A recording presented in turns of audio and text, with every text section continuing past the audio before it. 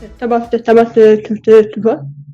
Ben, ça va super bien, pour vrai. Je trouve que je regarde en arrière, puis je suis quand même vraiment fier de mon parcours. Tu sais, c'est grâce à des gens comme toi, en fait, là, puis des gens qui ont voté pour moi, puis des gens qui m'ont poussé à continuer là-dedans, que j'ai pu me rendre aussi loin. Donc, je suis content. Je suis vraiment content de ce que ça a donné, malgré tout.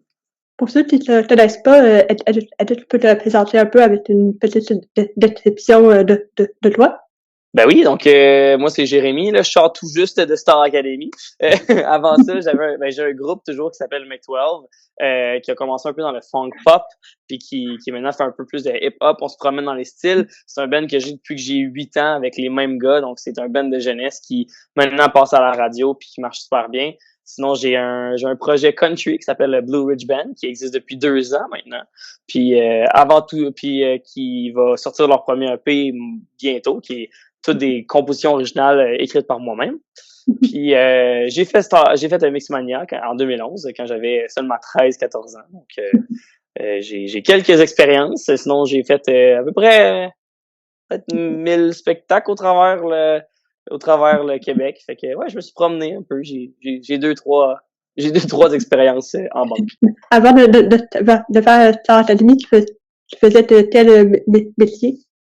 Ben, j'étais musicien, mais en fait, j'enseignais la musique auprès des jeunes, donc au primaire majoritairement, mais j'ai fait une année au secondaire aussi.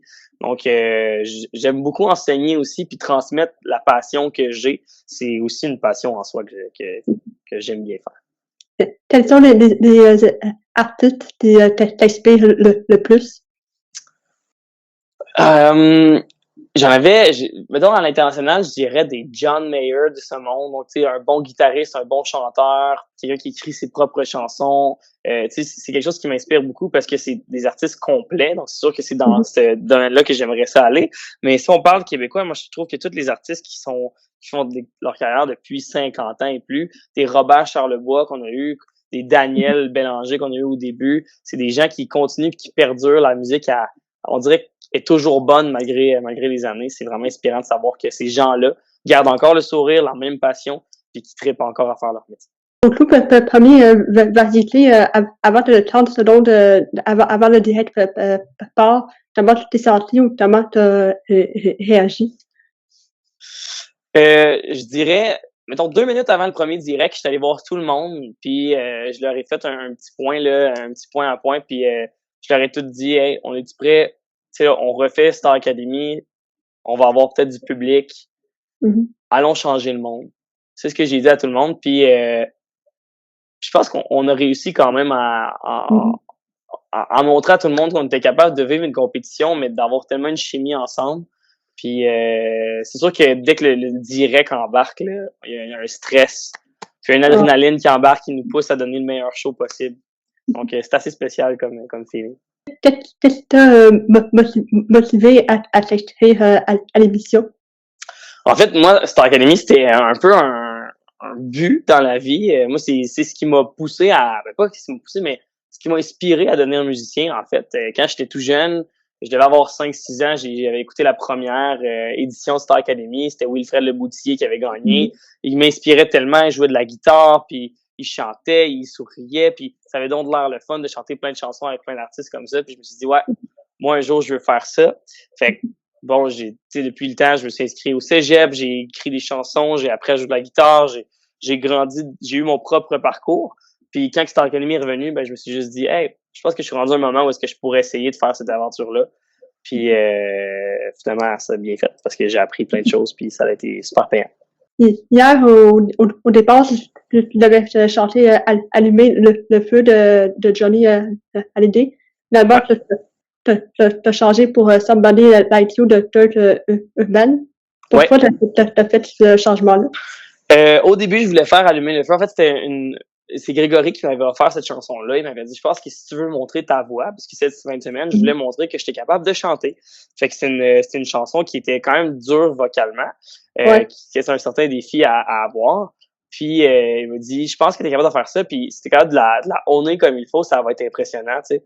Fait que c'est un bon défi. Puis quand je suis arrivé mercredi devant Lara, j'ai senti une énorme fatigue vocale s'installer. Puis je me suis dit, ça, j'ai comme l'impression que ça reviendra pas d'ici dimanche. c'est vraiment la fatigue des 10 semaines qui me rentrait dans le corps, d'un manque de sommeil et tout ça. Donc, c'est avec Laura puis avec la production qu'on a reparlé par après qui m'ont demandé hey, t'es sûr de ta chanson finalement? Tu sais, si on s'approche de la fin, c'est plus le temps de se planter.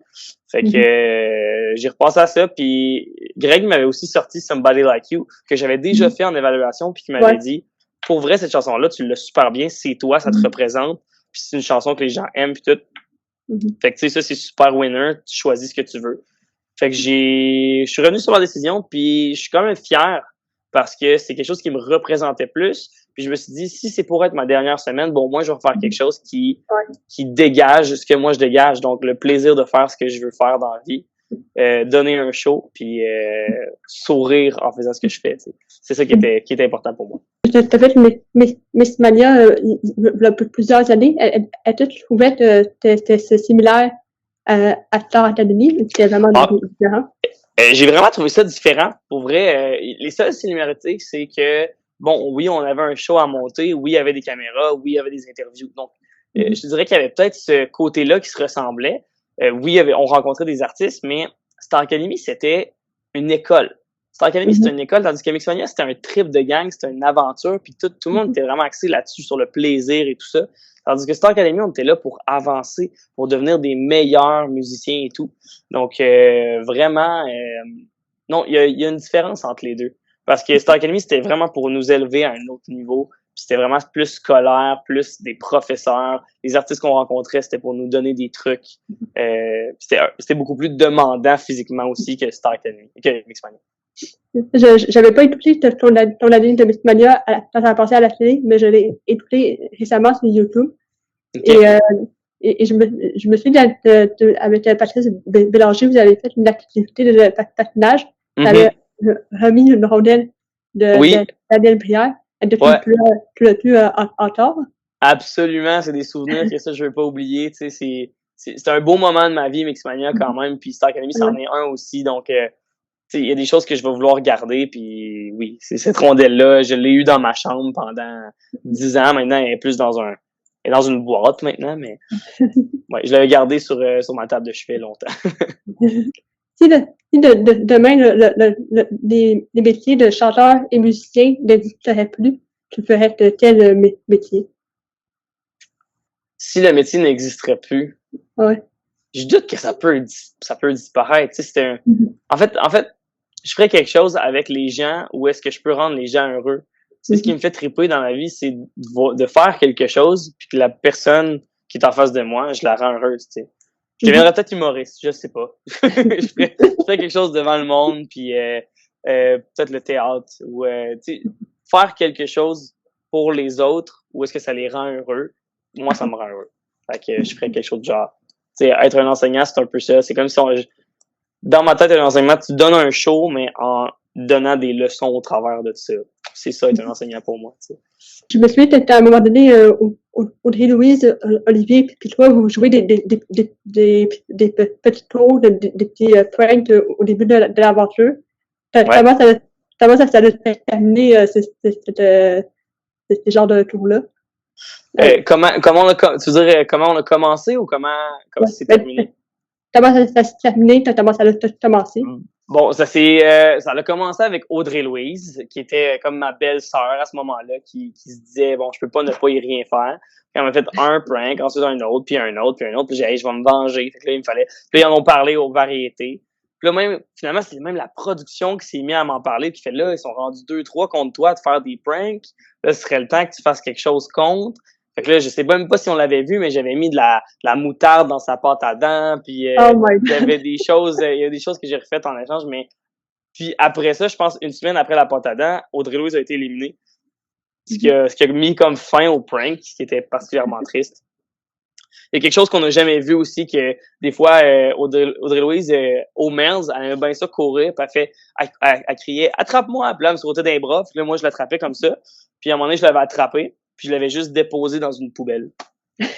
Puis elle était restée coincée là, il a fallu que je vienne la chercher, parce qu'elle était pas capable d'en sortir. Fait que ça, c'était particulièrement drôle. Ça, c'était mon prank numéro 1. Fait que, ouais, non, on avait du plaisir au travers de ça. Je sais que c'était un gars de groupe avec toutes tes bennes, mais est-ce que tu faire une carrière solo ou peut-être continuer avec tes groupes? C'est sûr que la carrière solo est toujours un peu tentante, mais je suis un gars de band. Je suis un gars de band, Ouais. clairement. J'aime pas ça aller au bat tout seul. Tu sais, me dire comme, hey, je m'en vais en avant, puis c'est moi la superstar. Je suis capable d'être frontman, d'être en avant, puis de me dire, OK, c'est moi qui lead la troupe, d'être le leader de tout ça. Ça me dérange pas du tout. Mais d'être tout seul, moi, je pense que si on a un succès, ben c'est grâce à tout le monde qu'on a eu un succès. Puis si ça va pas bien, mais c'est à cause de tout le monde que ça va pas bien. Tu sais, c'est une affaire de groupe, ça.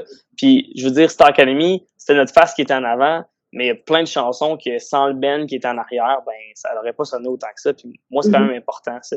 C'est mon côté musicien qui parle aussi, là, mais. Ouais. Peut-être on peut te souhaiter pour la suite de 2022. Ben, de continuer à faire ce que j'aime, hein, d'avoir la possibilité de continuer de vivre de ma passion puis de le faire avec autant de plaisir que je le fais maintenant, ça c'est sûr. J'ai des beaux projets qui s'en viennent, des compositions, des EP, des albums. Mes groupes continuent à exister puis j'espère juste de pouvoir continuer à faire ce que j'aime le plus possible.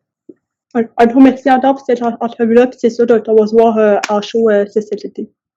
Super, un gros merci. Salut. Bye. Bye bye.